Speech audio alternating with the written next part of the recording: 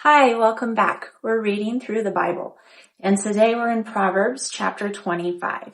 I'm reading from the New King James translation, but I do use other translations sometimes, and I'd love to hear what translations do you enjoy the most, and what do you switch back and forth from, or do you just land on one? Feel free to drop a comment below and let me know. Let's get started. Okay, verse 1. These also are Proverbs of Solomon, which the men of Hezekiah, king of Judah, copied.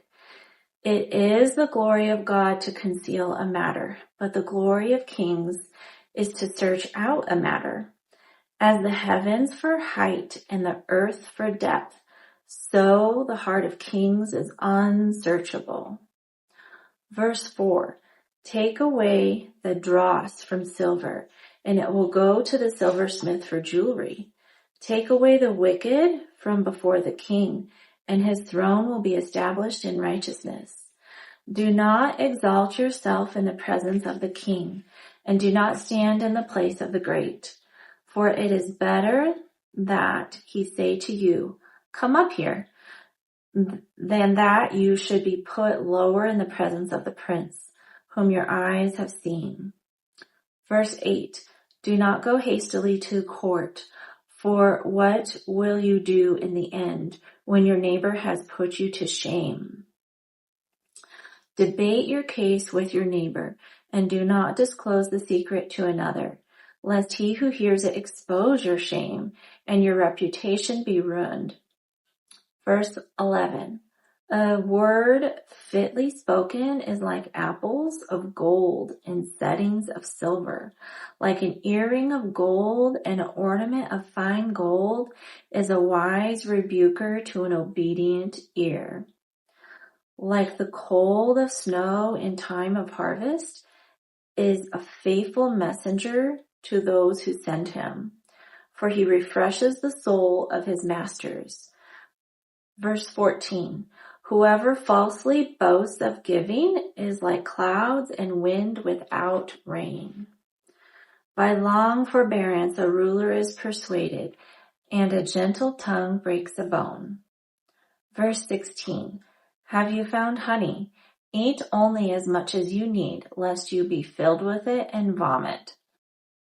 Interesting. I'm kind of curious if the John MacArthur Bible has anything in there on that, because we know if you eat too many sweets, you get sick to your stomach. But there's a metaphor here, so I really want to see if there's anything on that. This may be a parable that goes with verse 17, instructing the wise to not overdo anything that may lead to disgust and rejection, including overstaying or being overbearing with a friend who may begin to resent him.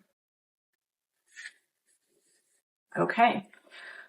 Verse 17, seldom set your foot in your neighbor's house, lest he become weary of you and hate you. There's that saying that being an overnight guest is kind of like fish. A couple days is good, but after 3 you start to stink. So I don't know where that phrase came from, but it just makes me think of like, don't overstay your welcome. Okay, verse 18. A man who bears false witness against his neighbor is like a club, a sword, and a sharp arrow. False witness is lying, right? Okay, so verse 19. Confidence in an unfaithful man in time of trouble is like a bad tooth and a foot out of joint. Ouch. Verse 20. Like one who takes away a garment in cold weather, and like vinegar on soda is one who sings songs to a heavy heart. That's interesting to think about. We've all done the baking soda and vinegar volcano, right? And we've all been out in the cold without enough clothes or layers on. Is one who sings songs to a heavy heart. Okay, verse 21. If your enemy is hungry, give him bread to eat. And if he is thirsty, give him water to drink. That's one that you could highlight. I'm sure you've heard of it before. If your enemy, like actual enemy, is hungry, give him bread to eat. And if he is thirsty, give him water to drink.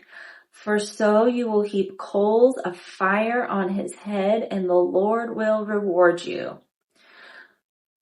That's interesting to think about. We want rewards from the Lord, right? Okay, verse 23.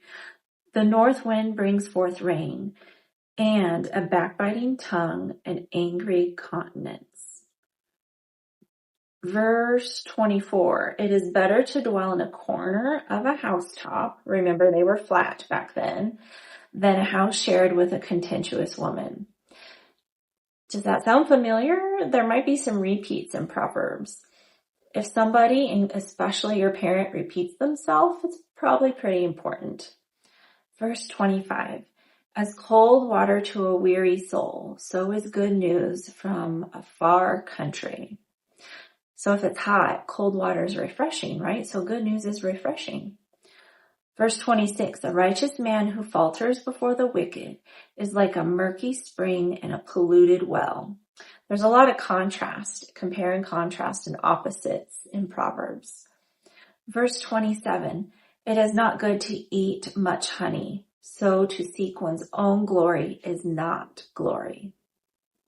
And finally, verse 28, whoever has no rule over his own spirit is like a city broken down without walls. Can you imagine a world with no boundaries, no city walls?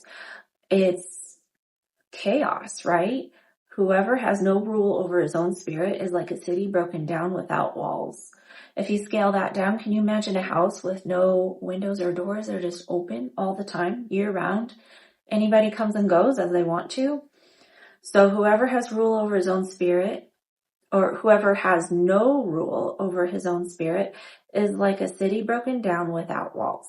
And that is Proverbs chapter 25. How did you guys do? It wasn't super long. I bet you could do it in a few minutes. I hope you read it out loud, and I hope you highlighted something. Feel free to drop a comment below and let me know how you did. And I will see you tomorrow for chapter 26.